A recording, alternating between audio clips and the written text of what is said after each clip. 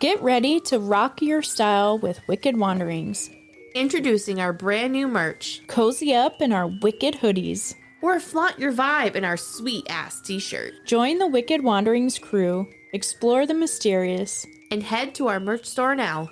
The link is in the show notes below. Stay curious, stay stylish, and keep on wanderings with Wicked Wanderings Podcast. I'm not gonna lie, I've been craving some murder stories. Is that wrong? I mean, that's why we started this podcast, because we're weird. I need murder. Okay.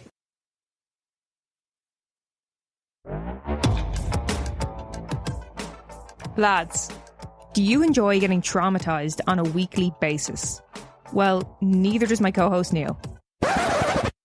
People call me a victim more than a co-host. Anyway, welcome to the Mortal Musings podcast. I'm your host, Megan. Each week, we dive into some truly dark and disturbing cases. Do you ever find yourself listening to these horrific tales and saying to yourself, Huh? No. Huh? What the actual Why? Why did he do that? Solved it, mate. There's no need for that. They're just acting the Our episodes include cases of serial killers, the story of a socialite that was held captive for 25 years, prison riots, wrongful executions, and scandals in the death industry. At the end of each episode, we throw in a tale of oddity. Anything from medical mishaps to the real-life Weekend at Bernie's or Mike the Headless Chicken. New episodes every Wednesday. Available wherever you get your podcasts. And remember, here at the Mortal Musings podcast, we like to take the cases seriously, but not ourselves.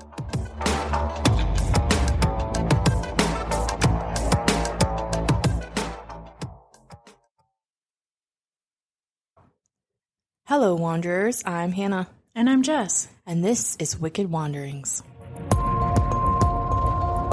Hello, Hannah. Hello, Jess. How's it going? And hello, Mom. Hi, Mom. Hi, Hannah. So today we have something special, right? Yes. We don't have to do anything. We just get to make funny jokes all the time. So Mom is doing the episode today. Rah, rah. Whoop, whoop. We are so excited. Probably be more clean than some of our other episodes. Just wait for one more beer. You're still here for commentary. Yes, we're still here. So, I started thinking about this. I actually was doing some background for Hannah because I thought she was going to do the episode. So, don't mind me if I'm a little surprised here. When you were doing the Danny Croto murder, and I started thinking a lot about Bunny Croto and being a mom and what happens when somebody hurts you or hurts your family. And that's so personal, right? Yeah. So personal. Turn into Mama Bear. Yeah. So originally I was looking at women like in Victorian times, but honestly, that stuff's just not documented real well. So when I started looking at why women kill and why they kill people that hurt them or hurt their family. Some women kill because they are mentally ill, mentally deranged. They want insurance money. They have a lot of other motives. But I'm talking about your average hardworking woman who's raising her family and something extraordinary happens. Where's that breaking point? Yeah. Where's that breaking point where women just snap? They say, there's a whole show on the Oxygen channel called Snapped. So, yeah. So there is a study that was done in 2016 by Marquette University that says of all the murders in the United States, only 15% are committed by women. Really? 85% by men. And half of those are done by women who kill their abusers or someone who has hurt their family. What was the percentage again?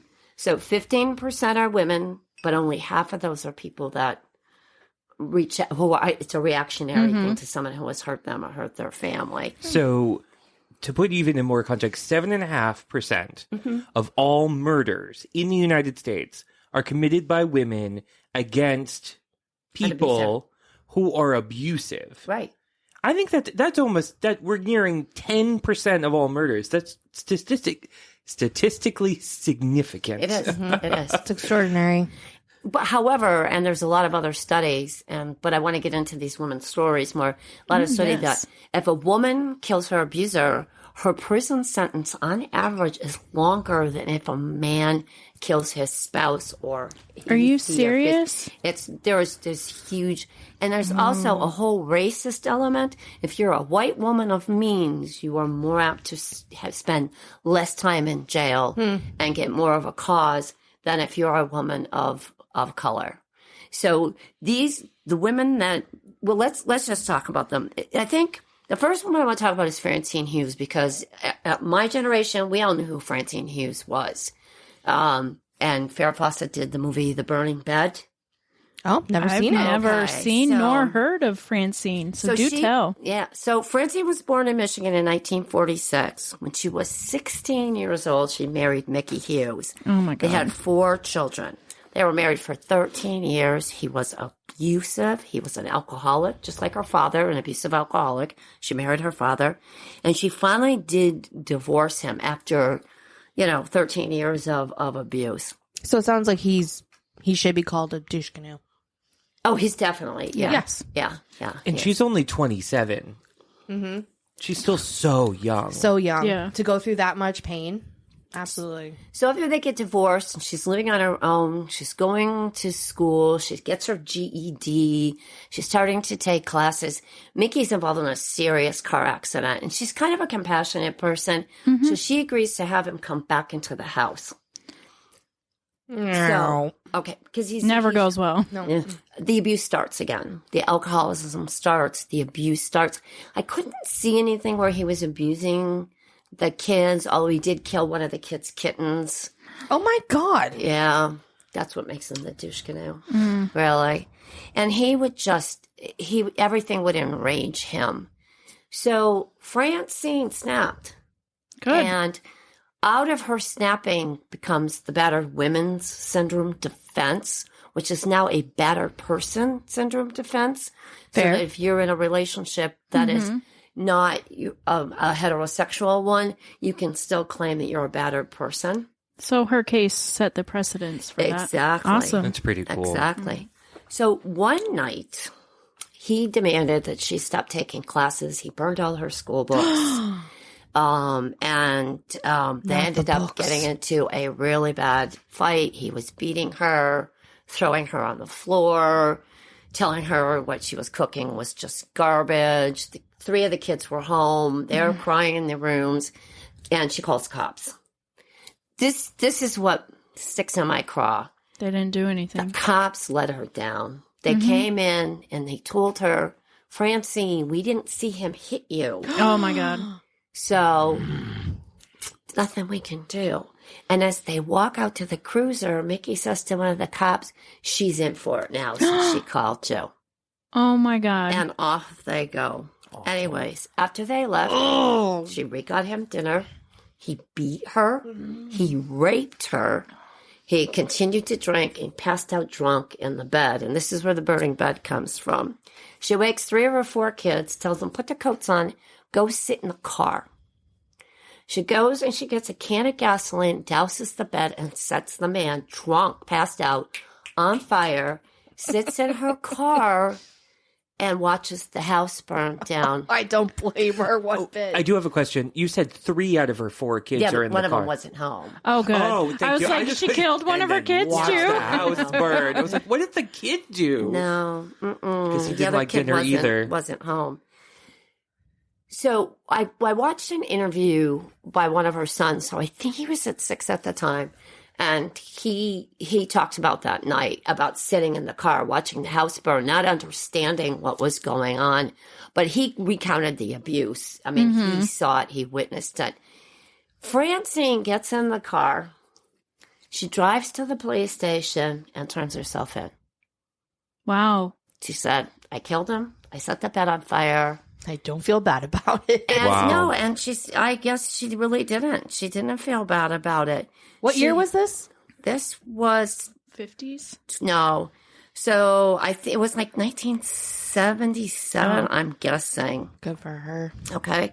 I'd want to shake her hand. Her lawyer actually it was a brand new case for him, of course, but he was a brand new lawyer. I watched a recent interview with someone from the DA's office, and he said she got away with murder, and she should have not gotten away with murder because she could have picked up her kids and left. And I think the things that people don't understand is that when an abuser tells you, I'm going to kill you and find you, you don't know. And They'll most find women you. can't fight back, right? You don't have options. You have very few options. And especially with she'd been living with that kind of abuse for what, you said, 13 years? 13 years, and then another 5 or 6 years when he came back. So that's kind of your whole world. That's kind of your perception is, oh, he's right. Yeah. He's right. Well, she was found not guilty by reason of temporary insanity, and she got off. Good. And there was Not the insanity part, but no, and in listening to her son, there's a lot of ramifications for watching for a child watching. Oh yeah, for sure. You know, I would suggest Farrah Fawcett's in that movie, in The Burning Bed, and I can remember when it came out, middle 80s. Everybody was talking about it. I'm gonna have to watch it. You need to watch. It's hard to watch. Mm-hmm. It's hard to watch. You have to remember the guy's an actor. Yeah. You know? Though the movie I'm thinking about is the one with J-Lo. Enough?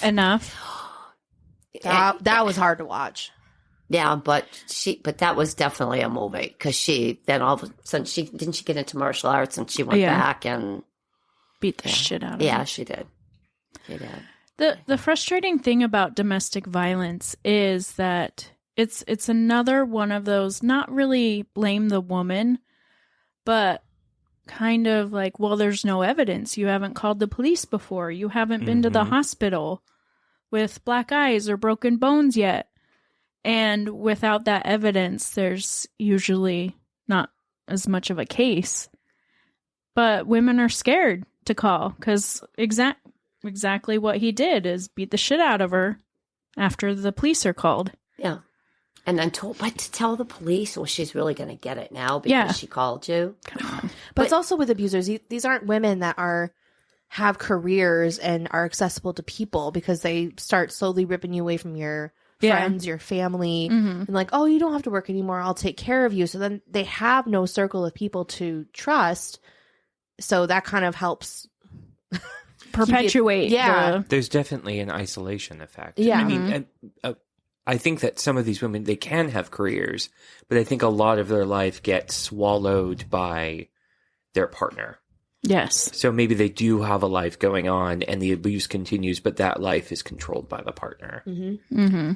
The happy ending for her, if there's such a thing as a happy ending, is that she did meet, reportedly, what I read, a very nice man in the 80s, got remarried, became an LPN. Oh, and after awesome. she retired, she would go to nursing homes and spend time with the elderly and Oh, stuff. I And love that. Yeah, so she did try to, she didn't like, oh, I got away with it. You know what I mean? It was like she really tried to. Cheers to Francine. Yeah, I say Rocking cheers it. to Francine. Francine Tough died woman. in 2017. She was 69 years old. Oh, she wow. died complications of pneumonia. But she was a tough woman with a good heart. I mean, Yeah. she gave back afterwards, and I think that takes a lot. Yeah, she wasn't an evil person. She just... No, none of these women really are. I'm talk about the second lady I want to talk about. Her name is Sarah Sands, and she's from the UK. She lived in council housing, which is kind of like projects, but Yeah. kind of like projects. She had 5 boys. Okay? Oh, boy. So the 3 older boys were a pair of 11-year-old twins and a 12-year-old. There was a lovely man that was, 11-year-old twins. There was a lovely man who was their neighbor. He was very pleasant to everybody in the neighborhood. What they didn't know was he was a convicted pedophile and had legally changed his name. Oh. Which Are they able to do that? Well, they were then. So, this case isn't that old. He had 24 prior convictions and had spent time in jail. Wait, 24? 24. Why is he out? Yes, seriously. And he got out. He did his... Again, we're talking about a system that is letting people down. Yeah, for sure. You know, and I wanted to talk about this because it's not just here in the United States. Mm-hmm. So he has a job. He's working in a shop, and he is having all the young boys come in and fold papers with him and do all that. God. The 3 kids go to their mother and tell her that he has sexually abused them. The mother goes to the police. Of course she And does, let right? me wonder. Right. Let me. They What does she arrested do? him. Oh, but the good. judge lets him out on bail. Why? Sends him back to his little place in council housing. Across from this woman and her Across kids. from where this woman lives with her 5 boys. After he's already done jail time for Yeah. the same But offense. they don't realize at the time that he's the other that guy. other guy. Oh, wow. They don't They realize think this that. might be like a first offense. Yeah. So, and the sons later, and the sons now, I watched an interview with them a couple of years ago, and they're all like older teens, early 20s. Mm-hmm. They said they would look out the window and they could see his house, and they were scared. Yeah, They were rightfully scared so. of him, right? She is so upset that this man moves back across from her that she picks up her boys and goes to live with her mother. Good. Because she doesn't want the kids near him. Mm-hmm. And one night, Sarah is home, and she's so upset. She throws on a hoodie, she grabs a kitchen knife, and she goes over to visit her neighbor. Does she cut off his dick? No. Oh, She stabs him. she Jess should. is disappointed. She ran into my knife. I was He 10 ran into my knife 10 times. She goes and confronts him. And he says, your boys are lying. And she was a mom. She knew her boys were Like, lying. Yeah. no, trust my kids. Thank Yeah. you. Mm-hmm. She was so enraged. She did. She stabbed him 8 times. Good. Okay. But then here's this woman. What does she do? She goes to the police station and turns herself in. Oh. Because that's what women do. Yeah. They take accountable, right? So We don't blame other people. she was sentenced to 3.5 years in prison. Really? But they said No. afterwards they changed it to 7.5 years because they said 8 times was excessive. That was eight times was excessive. So is 24 Counts. counts of Right. pedophilia. Yeah. Good point, Jess. Ugh. Anyway, she actually spends 4 years in prison. Her boys are living with her mother, and she got charged with manslaughter, but not murder. She is now working to change the laws that allow sex offenders to legally change their names and be able to start new lives. In a BBC interview that I watched, the boys said when they were young, they were relieved he was dead. Mm-hmm. But they wish they hadn't told their mother because they spent those 4 years without her. But there's a woman now, not someone who abused her, but someone that touched her family. Watch the interview, watch the BBC, and she's a young woman. Wow. She's a young woman with these kids. You know. I mean, go ahead, Jonathan. I was just going to say, it was like, what I appreciate about the story, and it's just like subtle details of this guy sexually assaulted these boys, and these boys knew not only is this wrong and it's not my fault, but if I tell my mom, everything's going to be okay. Yeah. Because some kids in that situation would be like, maybe it's my fault, or maybe my mother Yeah. won't believe me. Mhm. And she believed them. I mean, these are well brought up kids as far For as sure. we can tell. Yeah. And That's the mom's like, I need to defend my family. I'm not going to let the law disappoint us. Mm-hmm. This is something I have to do. And she took accountability for it. Yeah. There's a But- lot of character. Like what happened with Danny, not necessarily Danny himself, but with all those other kiddos that were saying that the priest was abusing, and the parents were like, oh. Stay with us. We'll be right back.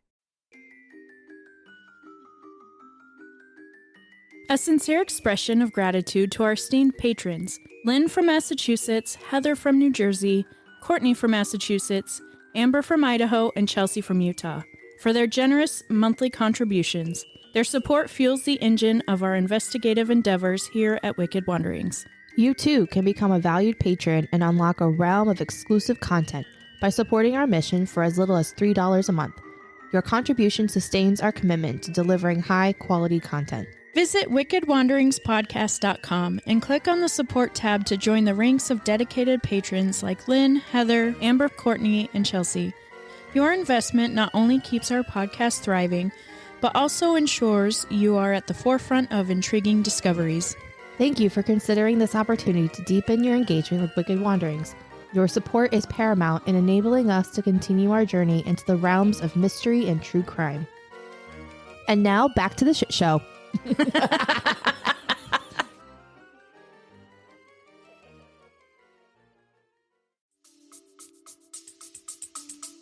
No, he's a just man of horsing God. around. He Like, would it's never. fine.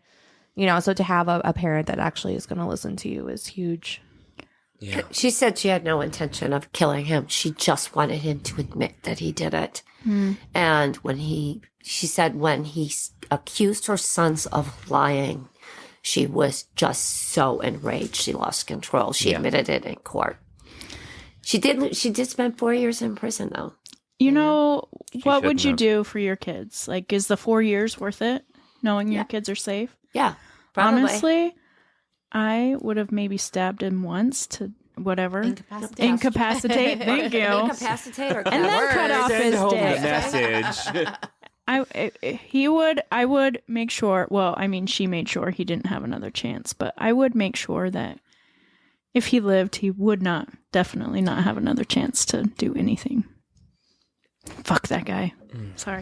Sorry, Mom. And here's a case that's a little more recent and closer to home. This was 1990 up in York, Maine. Ooh, York, Maine. That's where we go every summer. Yeah, Is well, it? Love Maine. So We always summer on the south coast of Maine. It's not that bougie. What's my point? Jacqueline Bevins was married to Jack Bevins. So I'll call her Jacqueline, even though they called her Jackie because he's Jack and Jack, Jackie. right? Jack and Jackie. He was a well-known philanderer. Taste philanthropist. He was a philanderer. Philanderer, not Philanderer. philanthropist. See, words are hard. He did share with others. He had over 100 affairs, so he was Ew. good about sharing. He was great at managing his time. That's a way to put it. He also, he had a business, something to do with concrete, and supposedly he had ties to organized crime. So, I mean, imagine being Jackie and being in this position, married to this man who's down in the Cayman Islands. He has a concrete business, reportedly organized crime, and he's a beater. He's an abuser. She put up with a lot with him. I mean, people saw him throw toasters at her and What the hell? stuff from, like the fire poker Oh. and all of that. She used the battered women syndrome defense. This was the first time it was used in the state of Maine. And I think that's why the case is we're talking about something from the 70s, and it's 15 years later before it hits the state of Maine. Jackie was waiting for her psychological evaluation after she kills Jackie. But what she does is, so you have to understand, she ends up shooting him 15 times. Now, see, this is where the court they feel like when women kill, it's excessive. That's Burning because the bed is excessive. it's pent up rage. Overly emotional, quote unquote. Yeah, 8 stabbing the pedophile 8 times, and now she shot him 15 times as he was coming out of the tub. And the court said that 15 times was excessive. Yeah, but I can go into arguments about when you shoot a gun and you're in the heat of the moment and how quickly rounds come off. Yeah, yeah. That's a good point. So, and anyway, that's my. No, it's a Well very said. good point. So Jackie, where she's waiting for her psychological evaluation, decides to get a whole new legal team. Very smart lady. Very smart lady. She was released on bail. She moved in with her friends. And over the next 14 months, that new defense lawyer and his team dug into their whole life together. One of the things that she had done, because now all we do is we'll snap selfies. Somebody hit you. She documented everything in her diary. So they had blow by blow, literally, of everything that he had done to her. Her her son, his stepson, had witnessed some of it. They uncovered his alleged ties to organized crime. They uncovered a possible plot to kill Jackie by Oh. Jack. Wow. Yeah, it was kind of, and Jackie had claimed that Jack had like 126 affairs. Again, the details, and I'm not going to go into them, but if you want to like that kind of really disgusting detail, it is in the legal. It's very disturbing, very disturbing, but it is in the court records. So the prosecution came in. I mean, she never said she didn't do it. Again, another woman who says, I killed him. I'm taking responsibility. I mean, this is what is, I think, remarkable about these three women. They all are, nobody said he made me do it. How many times have we heard men who are batterers? Oh, she made me do it. She made me hit her. Look what you made me do. These women are like, I did it, and this is why I did it, and here I am, and I'll take accountability for it. I think that's actually pretty admirable. The prosecution said that 15 times was excessive, and it was only because she was jealous over the latest girlfriend. Oh my God. The jury found her not guilty. Woo. Good. Yeah, she went back to her restaurant. She volunteered in the community, and in 1999, she got a position on the Board of Selectmen and was reelected in 2001. Wow. So, way to go, Jackie. I don't think these women are not impacted by what they did, but it almost seems like, they go and they're helping people in the nursing home. They're raising their children. They're serving in the community. This is something that happens to them, and they take care of business. Yeah. And I bet you they all had terrible, terrible remorse and guilt. Oh, for sure. Sarah in the UK, she talked about how much remorse she had over killing the man. Was she sorry that she killed him, that she had to kill him? Yes. I think that's where the remorse was, maybe not that she did it. Well, also, I think there's some psychological effect of actually taking the life of another human being, regardless Absolutely. of who it is. Yeah. I watched one woman's interview that happened, I think outside of the Chicago area. She was a Black woman, and she spent 15 years in jail for killing her abuser. Wow. And that's why I think the laws really hurt women of color or who don't have means. Yeah, for sure. It's just really the laws are terrible. And then if a woman loses his cool and kills his wife, he's apt to get less jail time than some of these. So it's really the whole situation. But what causes you to snap? Yeah. A few Thank things. you so much for bringing all Yeah, of those up, thanks, because Mom. I've never heard of any of them, and they were all so interesting and thought-provoking. And they're all a little bit different. There's a lot of, and the cases that I looked at from the 1800s are interesting, but because of the documentation, you don't really know why. It was hysteria. Yeah, right. Witchcraft. Witchcraft. There you go. Witchcraft. It was the cocaine. Or the teats. Well, I mean, got in the teats. 50s and 60s, we can definitely say some of the murders were Yeah, probably. But Thank you. Well done, Mom. Thank you for bringing Yes. that. Thank you for letting me share. Oh, You anytime. guys are welcome anytime. Open invitation. Bye, Wanderers. Bye. Thanks for listening today. This show wouldn't be possible without our amazing producer and editor, Rob Fitzpatrick, who works tirelessly behind the scenes to bring you the best content. And a special thanks to Taiga Soundprod for providing the captivating intro music. Cinematic Intro 24. And of course, we can't forget the hauntingly beautiful outro music, Rhino's Theme, composed by Kevin MacLeod. If you enjoyed today's episode, make sure to leave a rating and review on your favorite podcast platforms, like Spotify, Apple, and YouTube. Your feedback means the world to us. Also, be sure to follow us on Instagram for behind-the-scenes glimpses, updates, and more thrilling content. You can find us at Wicked Wanderings Podcast. Thank you so much for listening and being part of our Wicked Wanderings community. We appreciate each and every one of you.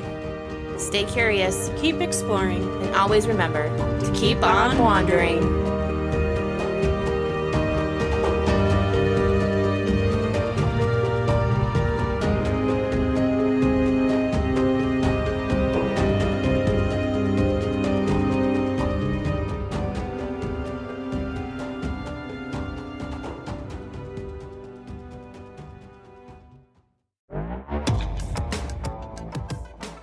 Lads, do you enjoy getting traumatized on a weekly basis? Well, neither does my co-host Neil. People call me a victim more than a co-host. Anyway, welcome to the Mortal Musings podcast. I'm your host, Megan. Each week, we dive into some truly dark and disturbing cases.